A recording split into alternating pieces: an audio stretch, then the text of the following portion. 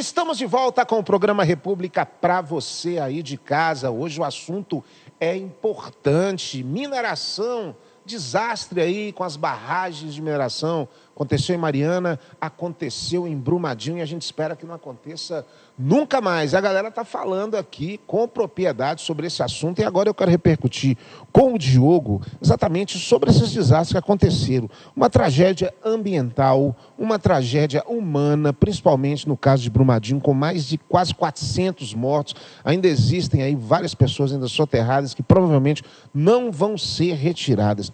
Como a mineração ela enxerga e encara esses desastres e principalmente a consequência ambiental, que é algo que pode ficar por muito mais tempo ali prejudicando todas as comunidades e as populações do entorno. André, um ponto complicante disso aí, do caso desses rompimentos, a questão ambiental, que a natureza demora anos para recuperar aquilo ali, se for deixar só por conta da natureza, né?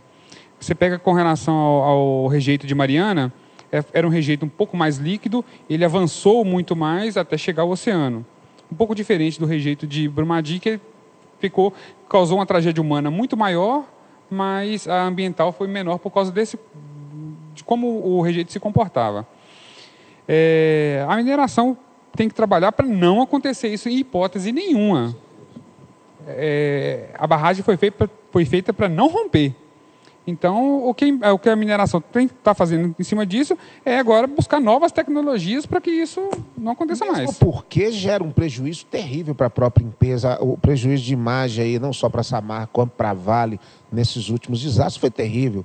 Perca de valor na bolsa e tudo mais, assim, realmente são consequências graves, né? Sim, com certeza. Agora, um ponto que a gente deve observar é que tem essa mancha no nome da empresa, mas ela recuperou seu capital muito rápido, né? Tem esse lado também, né? Tem esse ponto aí que a gente tem que observar. Por quê? No estado de Minas, para ele produzir o minério aqui, é em torno de $16 a tonelada. O custo para preparação, retirada e preparação desse minério. Só que em Carajás é 10. Parou a produção daqui em Minas e ele transportou toda a produção lá para Carajás. Então ganhou lá em cima. Então, assim, eles trabalham com risco. Né? Você vê que quem sofreu da Vale foram os pequenos lá da Vale que sofreram, os grandes. Então... Infelizmente, Diogo, isso é sempre. Se fosse só nisso, mas isso é para muita coisa no Brasil. Eu queria repercutir com o Tunico exatamente o seguinte. Aqui na Unifipmoc nós temos aqui o CPAG, que é um centro, né, de produção, de desenvolvimento, de conhecimento também. O que está sendo desenvolvido para poder mudar um pouco essa realidade, tanto na questão dos rejeitos, novas propostas, novos projetos? Existe pessoas pensando nesse sentido, Tonico? Bom, Águia, existe sim, a preocupação ela é do ser humano em si, né? Então, nós trabalhamos com humanos e eles estão realmente preocupados com essa situação. Temos trabalhos desde a base, primeiro período, terceiro período, quanto trabalhos já de graduação final, entendendo, inventando sistemas de identificação com relação a possível rompimento e vibrações, o que você pode fazer com esse material, fazendo pesquisas com o que já desenvolveram no país em cima disso, fazendo pesquisas laboratoriais aqui de novas tecnologias, de novos produtos ou subprodutos oriundos da lama de barragem de rejeito. Nós temos muitas utilidades hoje, nós temos realmente grandes ideias com relação a isso, e o que me deixa, de certa forma, frustrado e triste é que, mesmo as ideias estando aí, as pessoas ainda não usam com efetividade e a gente não vê um incentivo do poder público obrigando a usar isso. Por exemplo, vamos comparar com areia e brita natural, sim, com areia e brita artificial, fundo de pedreira ou demolição. Deveria existir incentivos do governo obrigando, em primeiro lugar, o próprio órgão público a usar de um material que seja mais ecologicamente correto, né, do que utilizar materiais que são mais fáceis de serem adquiridos. Vamos colocar de uma forma, de certa forma, polêmica, assim, né? Eu queria repercutir com o Caio ali, exatamente isso. O grande medo é que outro desastre desse aconteça, né?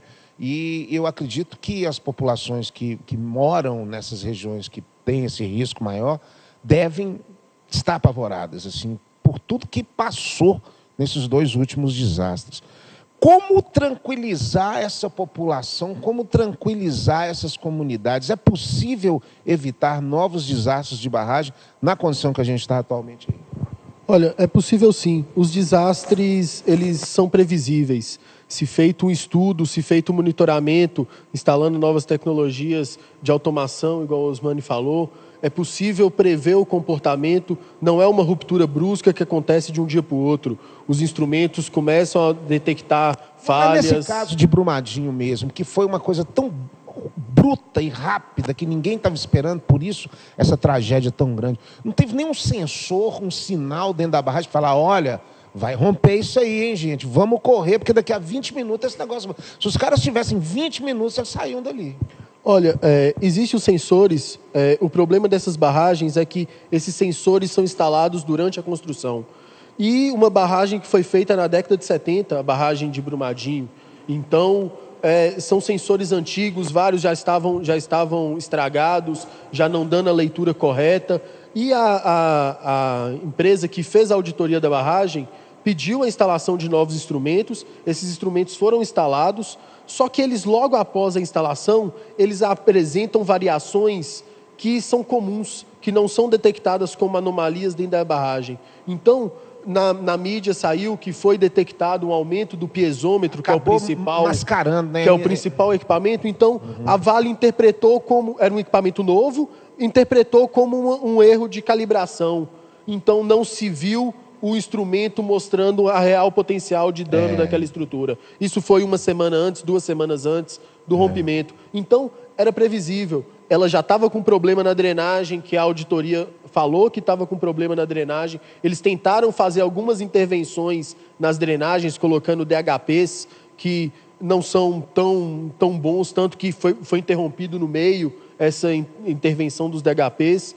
Então, eles já sabiam do risco, já sabiam da estrutura iminente de risco, só que o gatilho que faz com que essa estrutura rompa, ele não é previsível. Não teve esse sinal, né? Sim, não chegou ele esse não é sinal. previsível. Entendo. Então, você sabe que a estrutura está com risco alto de rompimento, mas você não sabe a que horas que ela vai romper exatamente. Então, tem que ser um controle preventivo e não corretivo. Osmani, é a tecnologia que vai salvar, ou seja, que vai dar uma condição melhor para essas comunidades terem a tranquilidade? Como ele disse, existem os sensores. Sensores são equipamentos de tecnologia. E você, como representante da engenharia mecatrônica, é apostar nessa tecnologia para ter tranquilidade? Então, Águia, essas tecnologias, né, elas vão nos ajudar no monitoramento e no acompanhamento de possíveis falhas da engenharia, né? Nessa situação, né, claro que a gente precisa de ter essas barragens bem estruturadas, mas se caso acontecer, é necessário ter, né, esses sensores, esses sistemas de monitoramento, análise de imagem, vários sistemas integrados e redundantes. Inclusive, a própria mineradora, né, ela utiliza em malhas, em sistemas de controle, sistemas redundantes. O que seriam esses sistemas? Se um falhar, tem o outro. Se esse outro falhar, tem um terceiro. Agora vamos lá para a nossa pergunta com a nossa tribuna. São os alunos de Engenharia Civil e também de Publicidade e Propaganda. Nós estamos chegando aí no fim do nosso segundo bloco. Então, tem pergunta para quem? Tem pergunta para o professor. E essas fiscalizações existem assim para essas barragens? A agência, antes era o DNPM, que era um departamento, hoje é a Agência Nacional de Mineração, que eles recebem os relatórios. E, por amostragem, vai em algumas minas, né? Agora, com esses rompimentos, passou quase a ser obrigatório, não sendo somente aleatório mais, tá? E esse sistema de monitoramento é responsabilidade da empresa, tá? Normalmente, o aconselhável seria um monitoramento quinzenal em período chuvoso e até mensal em período não chuvoso, né? Então, cada empresa cria sua metodologia para poder fazer esse monitoramento. Bacana demais, galera. Tá gostando do papo? Tá sabendo um pouquinho mais sobre esse assunto tão importante? Segundo bloco já era, mas tem terceiro bloco, tem mais bate-papo e tem música no terceiro bloco. Surpresa para você, hein? Daqui a pouco a gente volta.